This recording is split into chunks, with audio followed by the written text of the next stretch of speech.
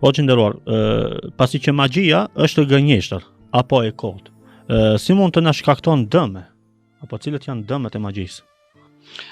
Padyshim që nëse magjia që ka diçka e kot, që ashtu përshkruhet në argumentet fetare dhe trajtohet si batil, si e pafuqishme e kot, e derisa është e kot, është një gjë e vërtet se s'ka fuqi, mirë po realisht shkakton probleme, shkakton dëme. Tash nëse themi si mundet një magji e cila është batil e dobët, mirë po është edhe në njëjtën kohë gënjeshtër apo si arrin të shkaktojë dëm. Nga ana tjetër shife vetë fjala gënjeshtër rrena e kota e bën që të ngjall problemin. Sikurse të thuhet prej në fillim e vërteta haku, s'ka probleme. Mirë po, derisa është vetë gënjeshtër edhe e pavërtet, jo rastisht edhe në Kur'anin fisnik po e shohim në ajetet kuranore, do thotë munafikun, se si e trajton Allahu xhall. Më i keq se sa vrasja. Pse nga vetë fjalët të cilët i nxjerr të pavërteta shkakton një fitnje të madhe.